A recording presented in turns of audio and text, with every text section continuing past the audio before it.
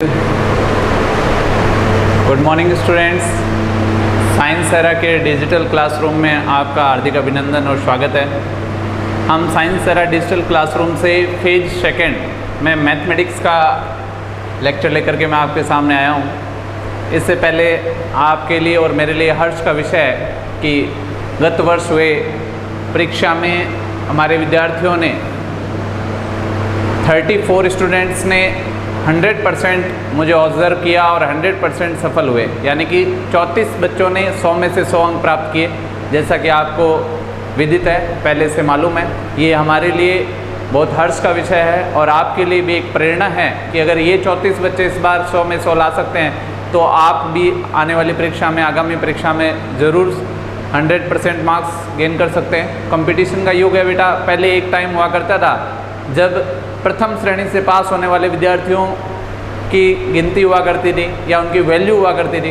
अब कंपटीशन इतना बढ़ गया है कि 75, 80 और 85% तक की भी नॉर्मल माने जाते हैं, यानी कि इवन देन 90 से अबव की एक सीरीज़ बनती है स्कूल्स में।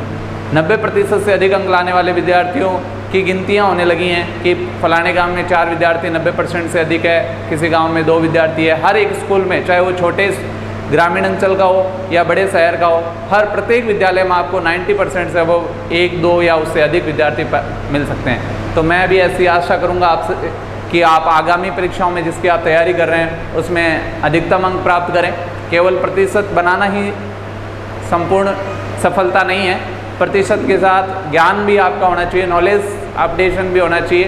तो पिछले सत्र मेरे लिए बहुत ही ज़्यादा अब तक का सर्वाधिक सफल मैं शैक्षणिक सत्र मानूंगा जो मेरे लिए रहा, और आगे में आने वाले सत्र में मैं और ऐसी प्रयास करूंगा। मेरी पूरी भरकस कोशिश रहेगी कि मैं अपने खुद के बनाए हुए रिकॉर्ड को परास्त करूं और उससे आगे निकलूं। उसके लिए आप सबका पूर्ण सहयोग, विश्वास और लगन आवश्यक है। तो हम बात कर रहे थे, मैंने आपको आपके क्लासरूम में ही दिया था डिजिटल अपने जो साइट चल रही है www.sciencera.py यूट्यूब पे भी दिए थे मैंने वीडियोस, जिसमें मैंने 45 टाइप्स में वर्गीकृत किया था बोर्ड एग्ज़ाम को। और मेरे लिए सौभाग्य की बात रही कि जितने भी क्वेश्चंस आए, हालांकि सब जगह ये कहा गया कि पेपर बहुत लंबा है, जटिल है, लेकिन मेरे विद्यार्थियों के लिए ऐसा नहीं था। अधिकतम ज़्यादातर विद्यार्थियों ने यही पाया कि सारे टाइप्स उसके अंदर सम्मिलित थे। हाँ, थोड़ा सा पेपर लेंदी होने के कारण कुछ बच्चों का ज़रूर नुकसान हुआ, लेकिन फिर भी बहुत अच्छा प्रयास रहा और उसमें हम सफल रहे। तो हम पिछले वर्ष के कीर्तिमान को फतह करने के लिए आज पुनः आपके साथ हैं। मैथमेटिक्स में सबसे बड़ी यूनिट को लेकर के मैं आपके सामने फेज़ सेकंड स्टार्ट करूंगा। फर्स्ट फेज़ में हमने पहले 3 चैप्टर पे बात कर ली थी, फर्स्ट, सेकंड और थर्ड चैप्टर। डिटेल में बातचीत हुई थी हमारी, बाकायदा हमने सारे क्वेश्चंस लिए थे, टॉपिक भी लिया था और उससे रिलेटिव लास्ट बोर्ड एग्ज़ाम में आए हुए क्वेश्चंस भी लिए थे। एक स्ट्रेटेजी होती है बेटा, 100 में से 100 अंक लाना कोई आसान भी नहीं होता और कठिन भी नहीं होता। एक स्ट्रेटेजी के साथ अगर आप काम करोगे तो आप आराम से अधिकतम अंक प्राप्त कर सकते हैं, इवन देन 100 मार्क्स भी आप गेन कर सकते हैं। तो हम उसी स्ट्रेटेजी को फॉलो करेंगे जो हमने पिछले बार की, उससे कुछ और एक्स्ट्रा करने का प्रयास करेंगे। तो हमारे पास है कि मैथमेटिक्स में हमने कहा कि पहले 3 चैप्टर हमने डिस्कस कर लिए हैं, उनका मैं पुनरावृत्ति कराऊंगा जब आप ऑफलाइन क्लासेस में हमारे साथ रहेंगे, और अगर ऑनलाइन क्लासेस बहुत लंबी चली तो फिर पुनः रिवीजन करवा दिया जाएगा। लेकिन अभी फ़िलहाल जो अनुमान लगाया जा रहा है वो ये है कि कुछ समय तक अभी ऑनलाइन क्लासेस से ही आपको अपना अध्ययन अध्यापन कार्य जारी रखना होगा। तो हमारा जो सबसे इम्पोर्टेंट इसका जो यूनिट है कलन, उस पर हम आप बात करेंगे। सबसे इम्पोर्टेंट टाइम, क्योंकि हम जुलाई 16 पे आपसे बातचीत कर रहे हैं, 16 जुलाई आज की डेट है, और 16 जुलाई एक इम्पोर्टेंट टाइम होता है। बच्चे सुस्त हैं, गार्जियन सुस्त हैं, स्कूल वाले सुस्त हैं। मुझे समझ में नहीं आता कि क्यों, हर वर्ष की बात है, अभी क्यों नहीं आपके अंदर वो उत्साह है, उसकी उत्साह की कमी क्यों है। तो हम बिल्कुल, हमें सुस्त नहीं रहना है। आप कलन पढ़े रहें, यानी कि कैलकुलस। कैलकुलस के अंदर सबसे इम्पोर्टेंट आर्टिकल है और सबसे ज़्यादा अंकों का, इसका जो अंक भार है वो बेटा 38 नंबर है। आपको पता है कि टोटल 80 नंबर का बोर्ड एग्ज़ाम पेपर आता है मैथमेटिक्स का, उसमें सिर्फ इवन देन ये मान लीजिए कि लगभग 50% ही मान लीजिए, 40 नंबर 50% होते हैं, तो 38 अंक है वो इस कलन के अंतर्गत आएंगे। इसके टॉपिक हम स्टार्ट करेंगे। तो कलन में भी ये नहीं कि मैं सीधा आपको अवकलन शुरू कर दूंगा, क्योंकि मेरी कभी भी ये मानना नहीं होता कि सरल चीज़ से स्टार्ट किया जाए। एक स्टेप बाय स्टेप क्रमबद्ध तरीके से अगर हम अध्ययन करेंगे तो आप ज़रूर सफल होंगे और आपके ज़्यादा समझ में आएगा। तो हम इसके लिए जो चैप्टर्स हैं वो हमारे पास कौन कौन से हैं? शांतता और अवकलनीयता। शांतता व अवकलनीयता है। इससे पहले बैकग्राउंड में भी आपने पढ़ा था। ये हम जो पढ़ेंगे वो कंटिन्यूटी और डिफरेंशियबिलिटी पढ़ेंगे। Continuity and differentiability. डिफरेंशियबिलिटी देखो ये स्पेलिंग कहीं अगर एरर हो जाए तो आप मैनेज कर लेना। इससे पहले जो 11th क्लास में हमने पढ़ा था वो लिमिट एंड कंटिन्यूटी पढ़ी थी। मैं अभी आपको तीनों चीज़ों में रिलेट करके बताऊंगा कि किस तरह से सीमा, संततता, शांतता एंड अवकलनीयता में क्या संबंध है, इनमें क्या संबंध है और किस तरह से इसको एक ग्राफ के तौर पे हम स्टडी कर रहे हैं कि क्यों सीमा के बाद संततता और अवकलनीयता की ये सीरीज कैसे है। तो पहले हमने सीमा और संततता यानी लिमिट एंड कंटिन्यूटी पढ़ी थी। आपने पढ़ा होगा लिमिट 11th क्लास में किस तरह से लिमिट एग्जिस्ट करते हैं। फिर आप कंटिन्यूटी पे थोड़ा सा आपने हल्का डिस्क्रिप्शन देखा, फिर आप डिफरेंशियबिलिटी पे देखेंगे, ठीक है।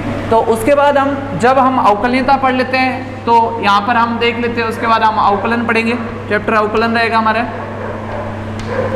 जिसके अंदर हम फलनों का अवकलन करेंगे। ज़्यादातर स्कूल्स में हमारे साथीगण अवकलन से शुरू करते हैं। बेहद सरल चीज़ है। 11th क्लास में आप ऑलरेडी थोड़ा बहुत पढ़ चुके होते हैं फिजिक्स में, तो उनका ये मानना होता है कि जो चीज़ पहले से पढ़ी हुई वो ज़्यादा जल्दी समझ में आएगी। लेकिन मेरा मानना नहीं। मेरा मानना ये नहीं है कि आप अवकलन ही पढ़ें। मेरा मानना है स्टेप बाय स्टेप पढ़े। जब इससे पहले अगर ये कलन में डाला गया तो पहले इसका नॉलेज होना जरूरी है, उसके बाद हम अवकलन पे चलेंगे। फिर हम देखेंगे अवकलन के अनुप्रयोग। अवकलन के अनुप्रयोग ये चैप्टर्स हालांकि मैं पहले आपको एक बार बता चुका हूँ। ये यूनिट स्टार्टिंग में हमने जो फर्स्ट फेज स्टार्ट किया था। फिर बेटा ये अवकलन का ये 3 मैटर है, यहाँ पे इसका आधा एरिया कवर हो जाएगा। फिर हम पढ़ेंगे समाकलन, क्योंकि आप जानते हैं जो समाकलन है वो अवकलन का प्रतिलोम है। इसको प्रति अवकलज भी नाम है। समाकलन का दूसरा नाम क्या है? प्रति अवकलज है। इसीलिए इसको अवकलन के बाद पढ़ाया जाता है, प्रति अवकलज। प्रति अवकलज समाकलन का नाम है। प्रति का मतलब उल्टा होता है यहाँ से, यानी अवकलन का उल्टा। फिर आप देखेंगे समाकलन में, समाकलन के 2 पार्ट होंगे बेटा। एक निश्चित समाकलन होगा और एक अनिश्चित समाकलन होगा। इसके 2 चैप्टर हम डिस्कस करेंगे। और उसके बाद हम देखेंगे समाकलन का अनुप्रयोग। समाकलन का अनुप्रयोग जिसके अंदर क्षेत्रफल ज्ञात करने संबंधित सवाल आएंगे। जिस तरह से आपने पढ़ा है आयत का क्षेत्रफल, लंबाई गुणा चौड़ाई, घन घनाभ, शंकु, बेलन, गोला, ठीक है, परवलय, 2 घिरी हुई आकृतियों के बीच का क्षेत्रफल, ये सारी चीज़ें यहाँ पे हम अध्ययन करेंगे। और हमारे बोर्ड एग्जाम में यहाँ से 2 क्वेश्चन भी लिए जाते हैं समाकलन के अनुप्रयोग से। यहाँ से भी 2 क्वेश्चन होते हैं अवकलन के अनुप्रयोग में। यहाँ पे 4-5 चीज़ें हैं, तो ये सारी चीज़ें हम डिस्कस करेंगे। तो मैं आपको सिर्फ आज इंट्रो देने वाला हूँ, फिर हम लिमिट, कंटिन्यूटी और डिफरेंशियबिलिटी की बात करेंगे हम, ठीक है। हर चैप्टर में किस हिसाब की गतिविधियां रहेंगी हमारी, किस तरीके से हमारे 38 नंबर के लिए हमें कितनी चीज़ें हैं वो अध्ययन करनी होंगी। फिर एक एक चीज़ पर हम गहराई से बात करते रहेंगे। अगले 38 दिन का अपना टारगेट रहेगा कि हम इन चीज़ों को पढ़ पाएँ, तो बहुत शानदार रहेगा। अगर हम 1 महीना लगा देते हैं और ये सारी चीज़ें हम अच्छे से, हालांकि 1 महीने की बात नहीं, ये समाकलन का जो चैप्टर है ये खुद अकेला 1 महीने खा जाता है, लेकिन फिर भी मेरा प्रयास रहेगा कि मैं आने वाले 1 महीने में आपको इन सबसे रूबरू करा दूँ, ताकि आप अच्छे अंक प्राप्त कर सकें और जल्दी आपकी प्रिपरेशन हो सके। तो देखिए बेटा, हमारे पास इन चीज़ों में क्या क्या मोटा मोटी हमें पढ़ना होगा वो देख लेते हैं। कि शांतता और अवकलनीयता से पहले हमने कहा था सीमा, फिर शांतता और फिर अवकलनीयता। आप किसी भी गणित के जो वर्ड है उसको गणित का मान के मत चलिए, वो हमारे व्यवहारिक जीवन में भी प्रयोग में आता है। हम जो दैनिक बोलचाल में भाषा यूज़ करते हैं वहाँ पे भी ऐसी भाषाएं यूज होती है, उससे रिलेट करके देखिए सीमा का मतलब क्या है। सीमा का मतलब पड़ोस वाली लड़की नहीं। हमारी चाची जी का, किसी की चाची जी का नाम भी सीमा हो सकता है, वो सीमा नहीं। सीमा का मतलब है दायरा। सीमा का मतलब क्या है? दायरा, लिमिट। कहते हैं ना लिमिट में रहो, आपने सुना होगा लिमिट में रहो। जब आप आवश्यकता से ज़्यादा बोलने लगते हैं, आवश्यकता से ज़्यादा कोई काम करने लगते हैं, तो आपको ये कहा जाता है कि आप लिमिट के अंदर रह करके काम करें। लिमिट का मतलब होता है दायरा, सीमा भी वही होता है, दायरा होता है ना। जैसे आपने सुना होगा कि बीकानेर की सीमा प्रारंभ हो गई है, अजमेर सीमा प्रारंभ हो गई, राजस्थान की सीमा प्रारंभ हो गई। तो सीमा का मतलब होता है दायरा। अब दायरा क्या होगा? अगर हम किसी भी फलन की बात करते हैं, किसी भी फलन की बात करते हैं, तो उसका दायरा बेटा हमेशा infinite, minus infinite two plus infinite होता है, जब तक कोई विशेष दायरा ना दिया जाए। अगर हमें क्लोज इंटरवल के अंदर कुछ शेष ना दिया जाए, जैसे मान लो कोई 5 से 10 दे दिया, तो इसका दायरा 5 से 10 हो गया। लेकिन अगर ये कुछ नहीं है, अगर कुछ जिक्र नहीं होता, तो हमेशा उसका दायरा होता है माइनस इनफाइनाइट से प्लस इनफाइनाइट के बीच। अगर मैं सिंपल भाषा में बात करूं तो ये मैं ये कहूंगा कि आप इतना भी ना जानो, सिर्फ ये जान लो कि किसी भी फलन का मान अगर किसी बिंदु पर अनंत ना हो, अनंत का मतलब अपरिभाषित, अगर अपरिभाषित ना हो यानी कि परिभाषित मान आ जाए, कोई भी फिक्स राशि अगर आ जाती है, तो उसे हम कहते हैं कि वो लिमिट एग्जिस्ट करती है। हम ये कहते हैं कि उस फलन पे वो लिमिट एग्जिस्ट करती है। जैसे एग्जाम्पल के तौर पे क्या होगा, मैं आपको एकदम जनरल वे में पढ़ाऊंगा। देखिए, गणित के सवालों को गणित की तरीके में समझिए। मेरे दिमाग में या किसी भी गणित के टीचर के दिमाग में गणित की जो किताब होती है ना, वो एक छोटी सी मेमोरी की तरह फीड होती है, छोटी सी चिप। हमने एक चैप्टर के बारे में एक बात जानते हैं हम, और उस बात से पूरा चैप्टर एक्सप्लेन कर देते हैं। वैसे ही आपको सीखना है कि प्रत्येक चैप्टर के लिए एक या दो बातें जानिए, एक या दो बातों पे फोकस कीजिए, और पूरे चैप्टर के सवालों को आप आसानी से हल कर सकते हैं। ये नहीं कि 1 by 1 एक एक पॉइंट टू पॉइंट डेफिनेशन याद करनी पड़ेगी, रटनी पड़ेगी, उसकी आवश्यकता नहीं। उसका समरी क्या है, उसका बेस क्या है, जड़ क्या है, रूट क्या है उसका, अगर आपने वो पकड़ लिया कि इस चैप्टर का ये मेन जहाँ से कंट्रोल है वो ये है, तो आप आसानी से इस चैप्टर को सॉल्व कर सकते हैं। तो यहाँ पर बेटा अगर हम सीमा की बात करते हैं, सीमा का सीधा सा इतना ही मतलब है कि हमने जैसे कहा लिमिट x टेंस टू 2, हमने कह दिया x टेंस टू 2, ठीक है। और यहाँ पे हमारे पास आ गया x² प्लस 7x बट्टा x प्लस 2,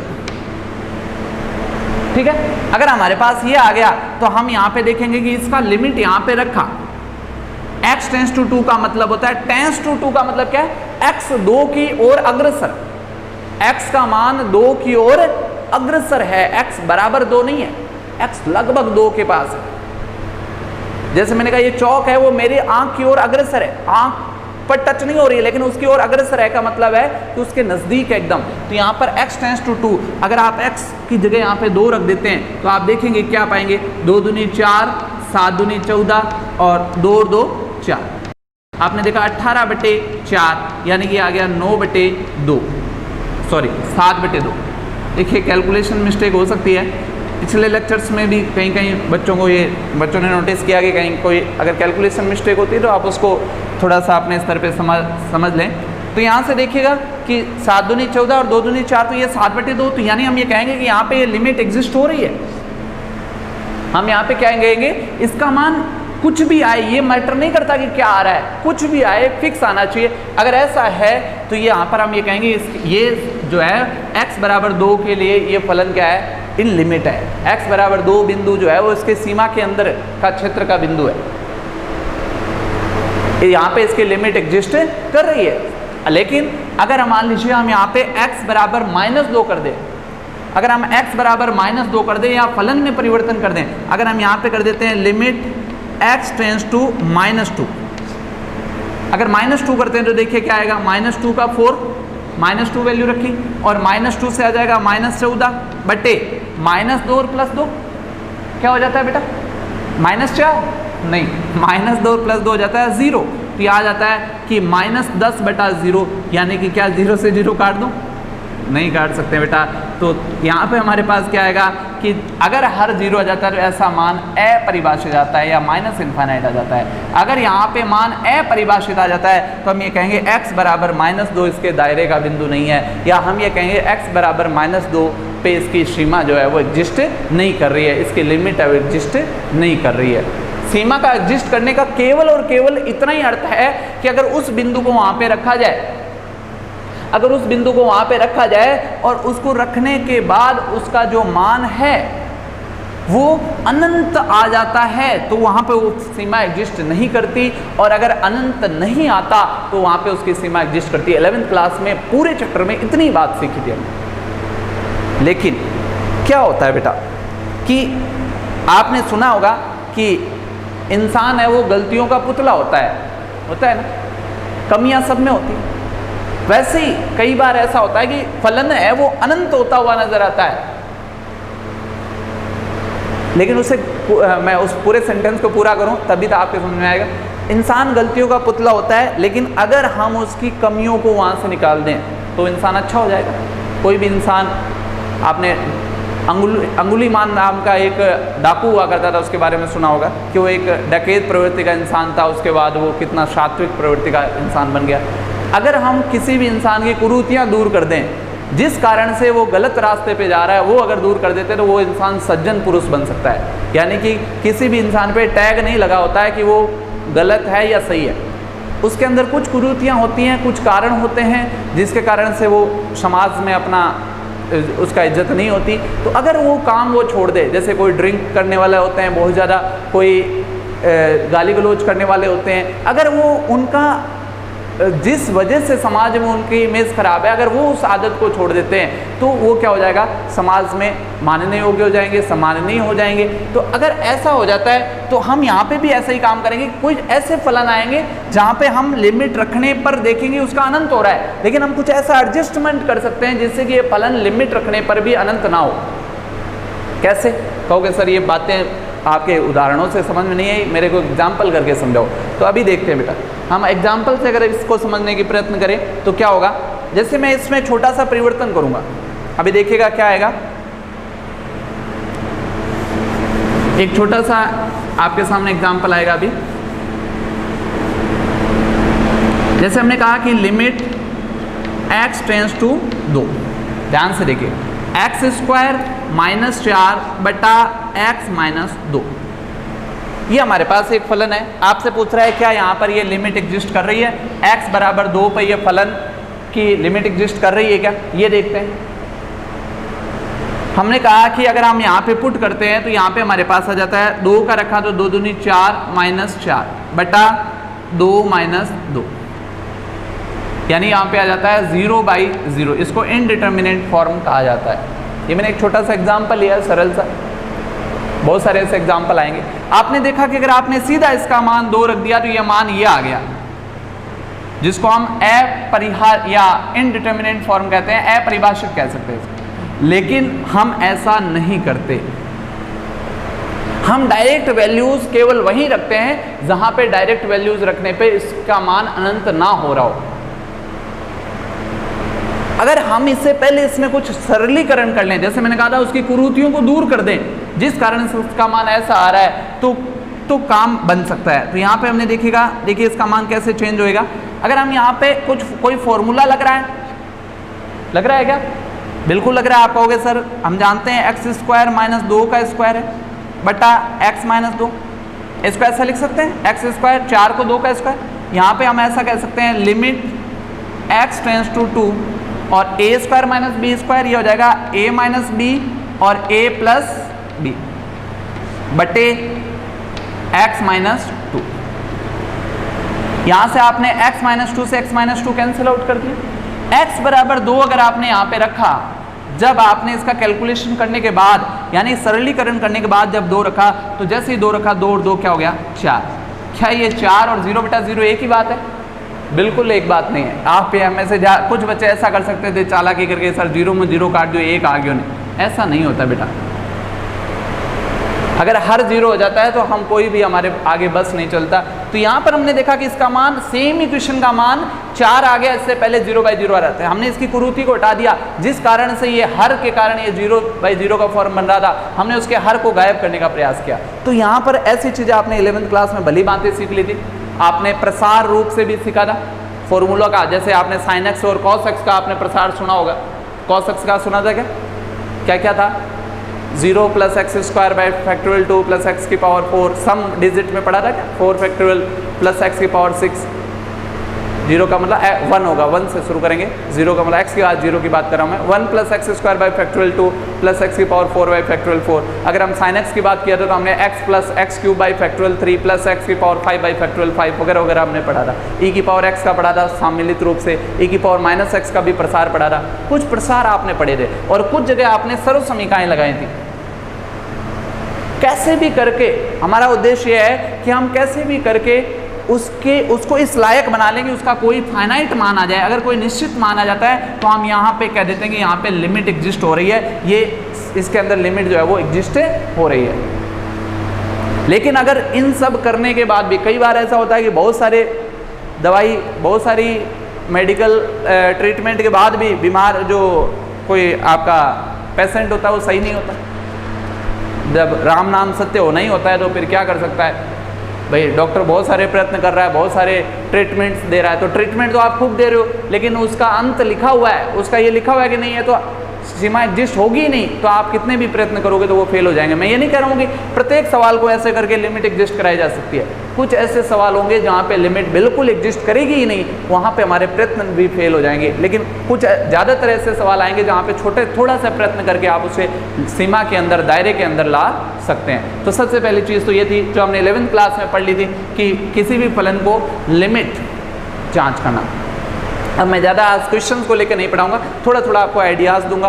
उसके बाद हम नेक्स्ट लेक्चर में चैप्टर नंबर 6 हमारे किताब का, चैप्टर नंबर 6 से आपका अध्ययन शुरू कराऊंगा और कंटिन्यू चलूँगा जब तक लॉकडाउन चलेगा। हम कंटिन्यू आपके साथ ऑनलाइन क्लासेस में चलेंगे। पीछे हमने थोड़ा सा ब्रेक लिया था 8-10 दिन का, फिर एग्ज़ाम का रिजल्ट आ गया तो 2-4 दिन उसमें और डिस्टर्ब हो गया और बहुत सारी चीज़ें, सुविधाएँ, भौतिक संसाधन भी उपलब्ध अरेंज करने पड़ते हैं, तो उन सारी चीज़ों की व्यवस्था में भी हमें थोड़ा सा समय जाया हो गया, उसके लिए खेद है हमें। अब आप अपनी रेगुलरिटी मेंटेन रखें। एक बार मैं भी जब आज लेक्चर लेने आ रहा था तो बड़ा अटपटा सा लग रहा था, बहुत दिनों बाद वापस चौक उठाई थी, तो आपको भी हो सकता है एक बार थोड़ा अटपटा लगे, लेकिन एक रूटीन में डल जाए क्योंकि आपके लिए 12th क्लास दोबारा नहीं आने वाली। हमारे लिए हो सकता है कि ये सेशन अगले साल फिर आ जाए, फिर से हमें ये चैप्टर बहुत अच्छे से एक्सप्लेन करने का मौका मिल जाए। लेकिन बेटा आप लोगों के लिए ये चैप्टर या ये टॉपिक गहराई से पढ़ने का ये अंतिम और पहला साल है। आप ये मान के चले कि जो जितना भी पढ़ना है आपको इसी साल पढ़ना है, चाहे कोरोना काल हो, चाहे कैसी भी विषम परिस्थितियाँ हों, आपको अपना स्टडी का जो टाइम है उसको कंटिन्यू रखना है, बढ़िया मन लगा के आपको अध्ययन करना है। हम आपके साथ हैं, साइंस एरा की पूरी टीम आपके साथ जी जान से जुटी हुई है। तो आप देख रहे हैं कि हमने कहा सबसे पहले हमने ये पढ़ा था जो 11th क्लास में पढ़ लिया था, किसी भी सीमा को एग्जिस्ट कराना। जैसे बेटा एक व्यक्ति या एक इंसान के कुछ एज के होते हैं, जैसे एक होता है बच्चा, फिर होता है युवा, फिर होता है वृद्ध या बुजुर्ग, आप जैसे कह सकते हैं। ये 3 एज के हमारे मतलब इंसान का मृत्यु, जन्म से लेकर मृत्यु तक के 3 इकाई मैंने जनरली डिवाइड किया है। मैं साइकोलॉजी नहीं पढ़ा रहा हूँ यहाँ पे, बीच में कई बच्चे ये कह सकते हैं या कुछ टीचर्स अगर ये देखे तो कहते नहीं इसके अलावा भी होता है, फ्रॉड भी होता है, ऐसा नहीं है। मैं सिर्फ बच्चों को ये टॉपिक समझाने के लिए कि किस तरह से लिमिट, कंटिन्यूटी और डिफरेंशियबिलिटी में एक चैन है वो क्या है, इसके लिए मैं यहाँ पे बता रहा हूँ कि जैसे एक इंसान होता है जन्म लेने के बाद बच्चा, बच्चे के बाद युवा, जैसे कि आज आपके जो एज है लगभग 15 साल से लेकर 25-30 साल तक, और 30 साल के और आगे भी एज होती है। यहाँ पे मैंने 3 कैटेगरीज में जनरली डिवाइड किया। अब बताइए कोई इंसान बच्चा हुआ, बच्चे के बाद थोड़ा बड़ा हुआ तो वो युवा हो गया, और युवा से और थोड़ा बड़ा हुआ, युवा का मतलब 40, 45, 50 साल तक, और उसके बाद वो वृद्ध हो गया। हुआ या नहीं हुआ? वैसे ही यहाँ पे कि सबसे पहले किसी भी फलन की लिमिट निकालनी हमें आनी चाहिए, लिमिट एग्जिस्ट होनी चाहिए, यानी कि जन्म होने के बाद बच्चा होना जरूरी है। सीधा कोई जन्मते ही युवा हो सकता है क्या, या जन्मते ही वृद्ध हो सकता है क्या? नहीं हो सकता। वैसे ही लिमिट का एग्जिस्ट करना, ये नहीं कि हमने 11th क्लास की लिमिट हमें नहीं सीखनी सर, 10वां चैप्टर है वो बहुत टफ है, बहुत लंबा है, नहीं सीखना, वो नहीं सीखोगे तो आप ये नहीं पढ़ पाओगे।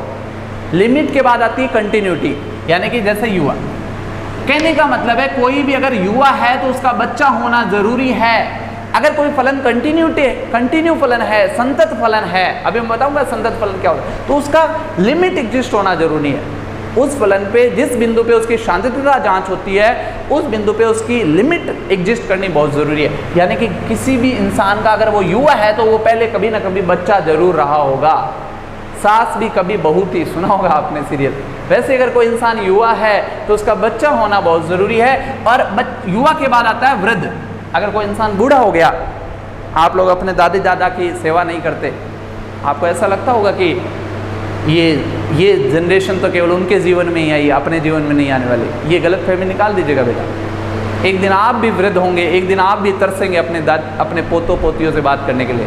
अगर आपके अंदर ये आदत नहीं है अपने बुजुर्गों के पास बैठने की, तो ये आदत आज ही डाल लीजिए, क्योंकि एक दिन आपका भी वो समय आना है जब आप भी तरसेंगे कोई आपके पास आकर के 10 मिनट बात कर ले। उस समय आपके पास टाइम ही टाइम रहेगा, इंतज़ार करोगे। झूठा बहाना भी बना सकते हो कि मेरी तबीयत बहुत ज़्यादा ख़राब है, कोई आके बैठे मेरे पास, क्योंकि उनको उस चीज़ की ज़रूरत होती है, नीड होती है।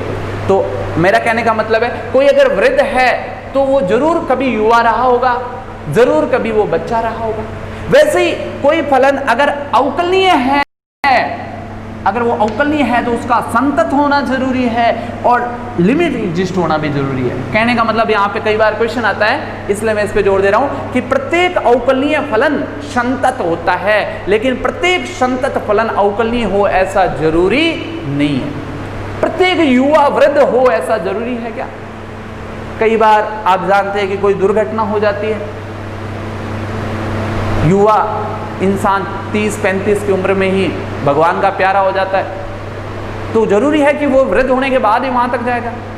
कोई ज़रूरी नहीं है। कई बार होता है कि किसी कारण से कोई ऐसी बीमारी जन्म लेते ही बच्चे में आ जाती है कि वो बचपन में ही हमारा साथ छोड़ जाता है। तो आपने देखा होगा, तो कहने का मतलब है कि ये जो स्टेप्स हैं वो इनसे ज़्यादा अच्छे से समझ में आ सकता है कि प्रत्येक बच्चा युवा हो ऐसा जरूरी नहीं है, प्रत्येक बच्चा वृद्ध हो ऐसा जरूरी नहीं है, लेकिन प्रत्येक युवा का बच्चा होना जरूरी है, प्रत्येक वृद्ध का युवा और बच्चा होना जरूरी है। इसी तरह के प्रत्येक अवकलनीय फलन का संतत फलन होना जरूरी है, प्रत्येक अवकलनीय फलन में लिमिट एग्जिस्ट होनी बहुत जरूरी है। यानी यहाँ पे दोनों में डिफरेंस होता है कि प्रत्येक संतत अवकलनीय हो ऐसा जरूरी नहीं है, लेकिन प्रत्येक अवकलनीय का संतत होना जरूरी। मैंने ये देखिए, ये मेरा बनाया हुआ अटरेंडम तैयार किया हुआ मटेरियल आपके लिए, ये किसी किताब में ऐसा नहीं लिखा हुआ, आप ढूंढोगे कि किताब में कहाँ लिखा युवा बच्चा सर क्या बता रहे हैं। ये सिर्फ आपके दिमाग में इजीली इस कॉन्सेप्ट को गणित की भाषा में ना पहुंचा के व्यवहारिक भाषा में आप तक पहुंचा रहा हूं, ताकि आप कभी आगे भविष्य में भूलो नहीं।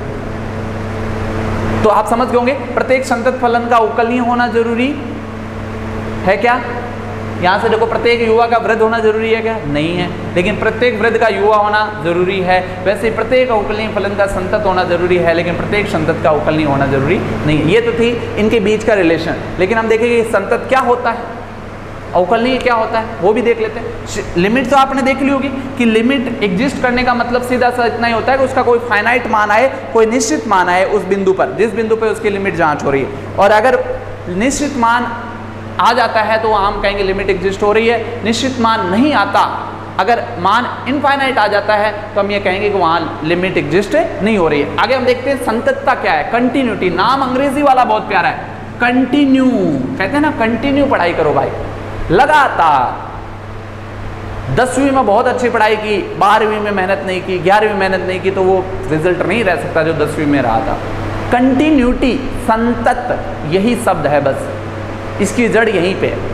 संतत या कई जगह सतत भी लिखा होता है, सतत प्रयास भी होता है। तो सतत का मतलब होता है लगातार, बस इतना सही है। इसके अंदर आपको तुरंत समझ में आ जाएगा, फिर क्वेश्चंस करने में कोई प्रॉब्लम नहीं है बेटा। गणित की भाषा को पहले व्यवहारिक जीवन से समझ जाएं। देखिए बेटा, कंटिन्यूटी, कंटिन्यू का मतलब है कि फलन अगर कहीं जा रहा है, अगर हमारे पास कोई ग्राफ चल रहा है, अगर हमने ऐसे देखा कि x बराबर, आप देख रहे हैं यहाँ 0 होता है, यहाँ पे 1, यहाँ पे 2, यहाँ पे -1, -2, अगर -1 पे फलन का जो मान है वही मान अगर 2 पे है, वही मान 0 पे है, वही 1 पर, ये सतत है, लगातार। सतत का मतलब होता है कि ग्राफ का ना टूटना, बस इतना सा बात है। जिस फलन की लेफ्ट हैंड लिमिट, अगर मैं x बराबर 1 की बात करूं, अगर लेफ्ट हैंड लिमिट यानी 1 से पहले लेफ्ट हैंड बाएं सीमा, आपके सामने एक शब्द आएगा जब आप लिमिट और कंटिन्यूटी पढ़े, अगर बाएं सीमा यानी कि लेफ्ट हैंड लिमिट बराबर at the point f x बराबर अगर 1 है तो f1 कह सकते हैं, 2 है तो 2, 3 है तो 3, यहाँ पर fa बोला जाता है। मैं जनरल भाषा में भी कल आपको समझाऊंगा अगले लेक्चर में। और right hand limit, right hand का मतलब है उसकी दाईं सीमा। शतत का मतलब यही होता है, अगर उसके पहले उसका मान उतना ही हो, उस बिंदु पे उतना ही हो और उसके बाद भी उतना ही हो, ऐसी स्थिति में उस फलन का शतत होना जरूरी, वो शतत होगा। और अगर ऐसा नहीं होता, अगर मान लीजिए कि यहाँ पे इतना तो आ रहा है लेकिन उसके बाद मान यहाँ पहुँच गया 2 पे, कल मैं क्वेश्चंस कराऊंगा उसमें ज़्यादा अच्छे से समझा पाऊंगा आपको। अगर 2 पे फलन यहाँ पहुँच गया, 1 पर इन 2 पे तो यहाँ था और उसके बाद यहाँ पहुँच गया, ऐसी स्थिति में वो क्या होगा, केवल बाईं ओर से सतत होगा। अगर x का मान किसी बिंदु की बाईं ओर, उस बिंदु पे और उसकी दाईं ओर, तीनों स्थितियों में अगर समान पाया जाता है तो वो फलन उस बिंदु के लिए शतत होता है। अगर ऐसा नहीं होता तो वो वहाँ पे शतत नहीं होता, उसे असंतत फलन कहा जाता है उस बिंदु के लिए। प्रत्येक बिंदु के लिए अलग अलग हो सकता है। कुछ ऐसे फलन भी है, कल मैं आपको डिटेल में बताऊंगा कि कुछ ऐसे फलन है जो परमानेंट सतत है, जैसे मापांक फलन है, बहुपद फलन है, अचर फलन है, साइन एक्स और कॉस एक्स के फलन है, वो अपने प्रांत के अंदर, अपने दायरे के अंदर क्या होते हैं, सर्वदा संतत होते हैं। उनके बाद तो हम डिटेल में करते रहेंगे। अब बहुत मज़ा आने वाला है क्योंकि हम वापस आपके साथ मैदान में आ गए हैं। अब ज़बरदस्त तैयारी होगी, शानदार जुनून के साथ हम स्टडी करेंगे। हमने कहा left hand limit at the point and right hand limit अगर समान होती है तो वो शततता, और सतत होने के बाद फलन की अवकलनीयता जांच करेंगे, जो कि हम अभी 2, 4, 5 दिन बाद जांच करेंगे। पहले कल हम शततता पे डिस्कस करेंगे डिटेल में, उसके बाद फलन का अगर वो अवकलनीयता टेस्ट कर लेंगे। अवकलन जैसे कि आपने पढ़ा है कि x का अवकलन 1 होता है, x स्क्वायर का 2x होता है, कुछ निश्चित पैरामीटर्स, कुछ फॉर्मूले हैं। साइन x का cos x होता है, cos x का क्या होता है minus sine x, tan x का sec स्क्वायर x, सभी को पता है। तो ये सारे अवकलन पढ़ेंगे, उससे धीरे धीरे और भी 2 संयुक्त फलनों के अवकलन, लघुगणक फलनों के अवकलन, एक्सपोनेंशियल फंक्शन के अवकलन, बहुत सारी चीज़ें हम आपके सामने साझा करेंगे। अवकलन के अनुप्रयोग में भी परिवर्तन की दर पढ़ेंगे हम, वर्धमान, ह्रासमान, ये सारे टॉपिक्स हम आपके सामने साझा करेंगे। समाकलन जो कि इसका उल्टा होता है, जैसा कि आपने पढ़ा है कि x का अवकलन 1 होता है तो 1 का समाकलन x होता है, साइन x का अवकलन cos x होता है तो cos x का समाकलन sin x होता है। ठीक है, और समाकलन के अनुप्रयोग में मैंने अभी थोड़ी देर पहले बताया था कि क्षेत्रफल से संबंधित सवाल आएंगे। तो ये बातें आज सिर्फ मैं आपसे इंट्रो होना चाह रहा था, सेकंड फेज में आपसे रूबरू होना चाह रहा था। कल मैं इसके साथ आपके साथ डिटेल में बात करने वाला हूँ कि किस तरह से शततता में क्या बातें हमसे पूछी जाएंगी या क्या हमारे लिए नॉलेज का पॉइंट है। तो इसी के साथ thank you, okay, have a nice day.